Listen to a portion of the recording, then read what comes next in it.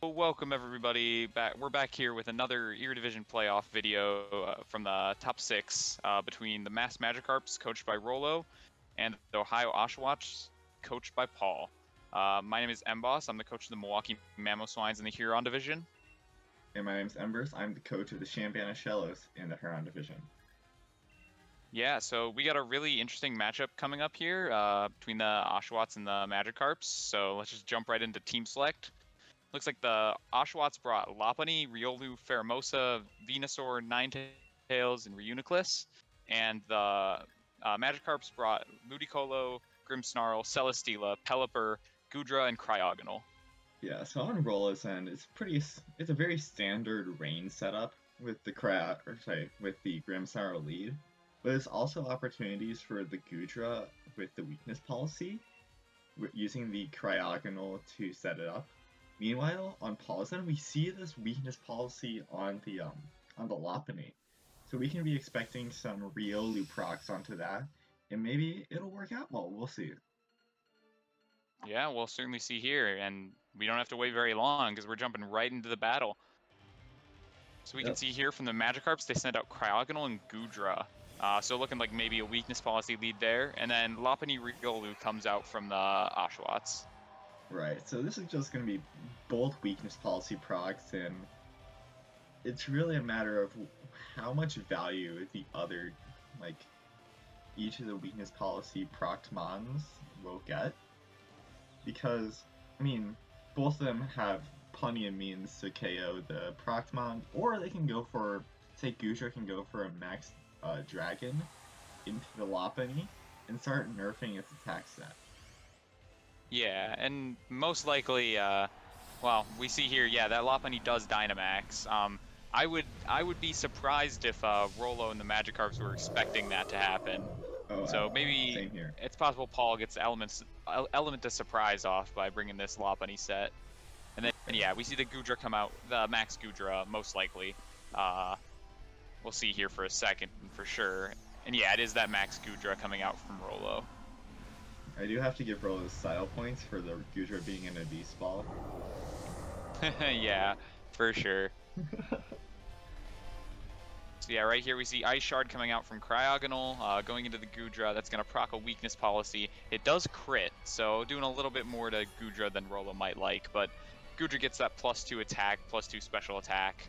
Then Riolu is just using Vacuum Wave on that Lopunny, doing a little bit of damage, proccing that weakness policy. We're essentially seeing the same interaction here from both players. Right. And Lopunny's gonna actually use Max Knuckle here. Goes into Cryogonal, gives it another attack boost, brings it down to what I believe is a Focus Sash there. Yep, a Focus Sash on Cryogonal. Lopunny, yeah, getting that attack boost. And then Goodra right here just gonna use Max Wormwind, so actually immediately getting rid of that attack boost on Lopunny and doing about 2/3 of its health. Right. So Goodra's in a phenomenal position here, defensively. There's not much that Paul has to actually hit it, especially in this lead. And Lopunny is just gonna die to something. We know Riolu is probably gonna focus on that Cryogonal. It's 1 HP and it has Vacuum Wave. But Cryogonal also has Ice Shard, so maybe if Rolo predicts this right, he can go for an Ice Shard himself like he just does here, and get a little bit of chip off onto the Riolu. Yep, so that's breaking a potential Sash on Riolu, which is just good for the late game. Means one less Manda, have to hit twice, and Riolu just Vacuum Waves that Cryogonal. It goes down because it's gonna do 1 damage. And Lopunny's Airstreaming into Goodra does almost nothing, maybe a fourth of Goodra's health. It does get that speed boost though, so that could be important for late game. Goodra's just going to use Max Wormwind here. Actually goes into Riolu, so value that Riolu kill more than the Lopunny kill right here. Riolu goes down, Lopunny goes down to only +1 attack. And yeah, that's the turn right there. Right. I find that turn very interesting because it tells us a little bit about what Rolo is prioritizing here within that lead. He really doesn't want Riolu to set up extra. Especially if he KOs that Lopunny, Riolu could start maybe setting up like this Venusaur that just came in. So the fact that he focused on that Riolu means that he has to rely on the base power of whatever, whatever Paul has to rely on the base power of whatever comes in, instead of something that could be set up. Yep, and we see that since we have this behind the screens look here, we see Lopunny doesn't have any way to hit Goodra. And even at +1, even if it did have Ice Punch or something, it's probably not going to be doing enough to actually kill Goodra. So Rolo can pretty much just target down that Lopunny's partners without fear of Goodra going down here. Mm-hmm. We also have, well, with the leads that are just brought in, Pelipper and Venusaur. Pelipper obviously is like, at face value, it counters Venusaur, it prevents Sun from getting up, but as we see, Venusaur does not like to be in this situation and would rather switch out into Ninetales and overwrite that rain. Yeah, so just setting that, Paul's just setting up that Sunlight here in front of that Pelipper. Lopunny's going to use Max Lightning, which is going to go into the Pelipper, and it's just going to clean one-shot. Right, since we saw the Sash was on Cryogonal, there's no way this Pelipper lives that Lightning. Yeah, Pelipper sadly is not bulky enough to survive a Thunderbolt from the skies. But Goodra is going to get off a ton of damage here with this +2 Wyrmwind. It's going to go into Lopunny and pick up that KO. Yep. I do find the targeting a little bit weird here, because that does mean that the Ninetales Venusaur lead, or Ninetales Venusaur combo, is almost a guarantee to be set up here. Like, even if the Ninetales switch didn't come, like, Ninetales would be the mon that comes in the back, and then starts actually getting that Venusaur set up for later. Yeah, I agree. However, this position isn't looking too good for Paul regardless here. Goodra's a special tank, and both of Paul's mons look like they're primarily special right here. And that Celesteela is also just super threatening on the board. It can Air Slash Venusaur, it can Acrobatics Venusaur. Right, or it could just protect and call the double target. And then Goodra can maybe take out one of the two and make it a 2v1. Yeah, it's just a really scary situation for Paul to be in here. He would have to pull some hidden tricks up his sleeve, I think, to bring it back against this Goodra. Right. But it is always possible to bring it back in Pokemon, so certainly not out of it yet. You never know. There's always a crit out the corner. There's always something that can miss. Yeah. So Celesteela just going for that Protect there, possibly calling a target into it, and which does come out. Venusaur uses Weather Ball into that Celesteela, but since it protected, it doesn't do anything. Ninetales just clicking Fake Tears into the Goodra, trying to make it easier to get through in the end. And Goodra's just going to use Draco Meteor here into the Ninetales, and that is going to KO it. So that Goodra's going to drop its special attack 2 stages, bring it back down to neutral because of that weakness policy boost earlier. And now it's a 2v1. Whatever targeting issues that Rolo may have had the previous turn, targeting down the Ninetales there completely got rid of it. Because you notice that Venusaur's move pool doesn't have anything really to hit Goodra. As long as he gets rid of that Ninetales, he doesn't even have to worry about Celesteela dying either. This Weather Ball probably won't do enough to actually KO it, and Celesteela can just come back. Yeah, I mean, Goodra's just going to Flamethrower into that Venusaur. It takes it pretty well thanks to that Assault Vest, but Celesteela revealing that it's physical, using Acrobatics, and just KOing Venusaur right there. So that's the end of game 1 for us. Very clean this game all around from Rolo's end. Maybe a missed target here or there, but 95% of the time. Yeah, you can't be too sad about a win. No, not at all. Yeah, so I think going into this next game, the big question is, what does Paul have to beat that Goodra, right? That Goodra just utterly dominated Paul's team that game. He didn't really have a good answer to it, so I think he has to figure out a way to be able to get through it this game. Right. And looking at Paul's team here, he has Pheromosa, which does get ice covered, but he also... The main issue with this is that there's so many special attackers on Paul's end that he doesn't really have enough physical pressure to actually hit through Goodra's weak defenses. Or not weak defenses, but the weaker of the two. Yeah, So and even if Pheromosa has that ice coverage, it's such a frail Pokemon that who knows if that'll even be enough. right, right. But we do see here that he's opting not for, or he's opting against that Lopunny weakness policy lead, so he's gonna go for a completely different setup in the beginning, and then again have the Venusaur and Ninetales at the end. I'm not sure I entirely agree, however, I'd Yeah, we'll rather have to see see how it it goes. perform rather than like, Yeah. yeah. So yeah, here we see leads come out. Grimmsar, Celesteela coming out from Rolo's end, with Pheromosa and Reuniclus coming out from Paul's end. So both teams switching up their leads pretty drastically here. Right, right. So, Pheromosa, obviously on a ton of pressure from the Celesteela. There's not too much that either Mon on Paul's end can do this Steela, or to the Grimmsnarl, rather. But Celesteela I can mean, easily hit an Acrobatics into the yeah. Pheromosa, take it out.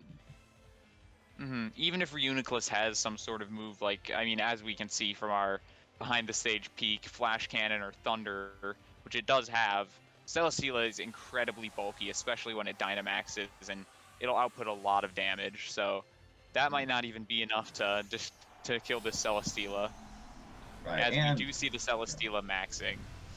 Celesteela and Grimmsnarl should both outspeed the Reuniclus, so the Reuniclus will have Yeah, to that as survive well. first. Yep. So Pheromosa just using Protect, trying to stop itself from getting KO'd right out the bat, and Grimmsnarl uses Swagger into Celesteela, giving it that +2 attack boost, and then Celesteela's gonna snap out of that confusion using that Lumberry.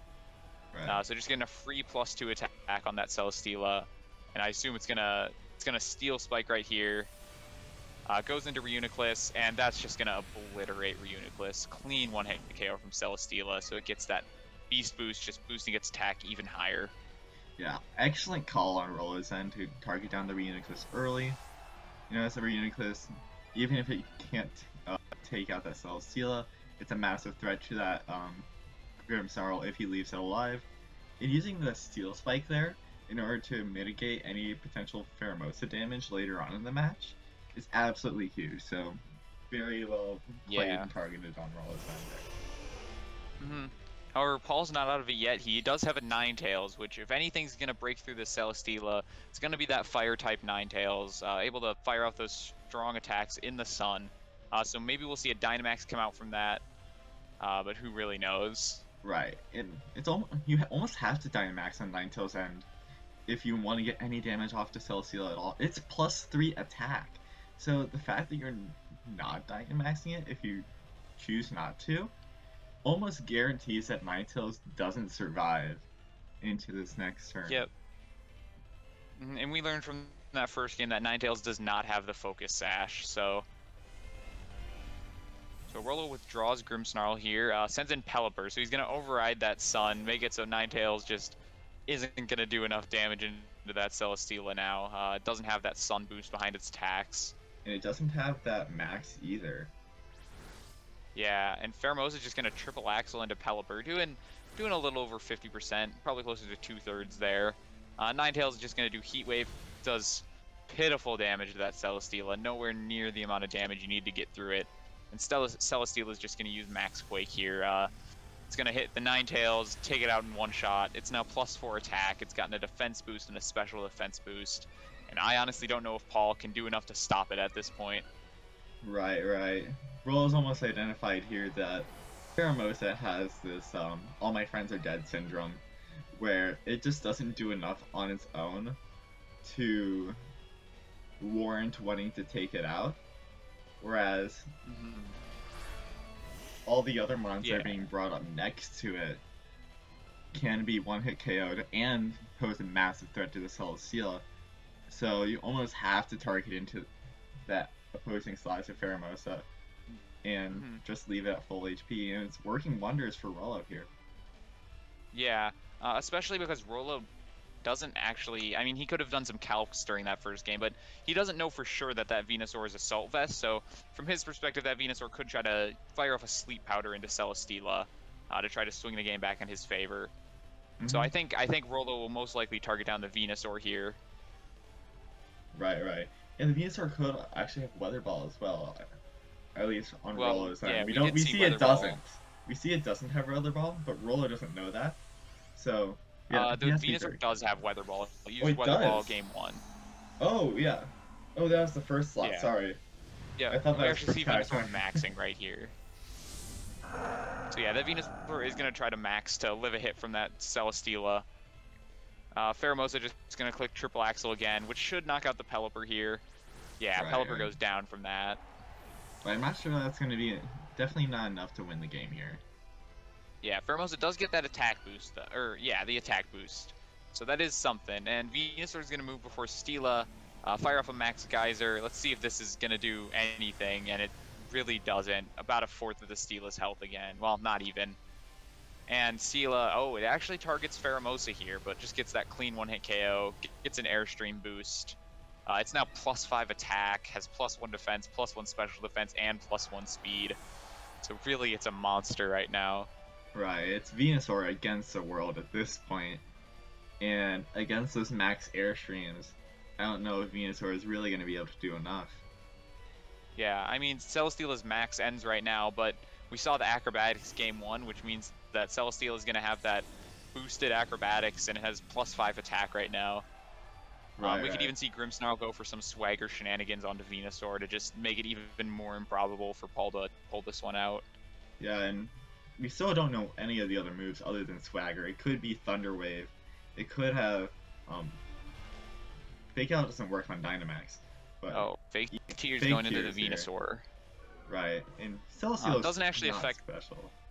Yeah, but doesn't even matter. Celesteela at +5 attack, one-shots Dynamax Venusaur, and that is going to be the match. Yep. So Yeah, good games to both players, but congrats to Rolo for moving on to the top 4 of the Erie division. yep, congrats to Rolo. I believe you play R2 here. So good luck on that match, and thank you, Paul, for playing the season. We'll see you on next time. Yeah, Yep. for sure. All right, and that's us for our commentary. And good luck with the Yeah. rest of y'all's playoff season. Bye.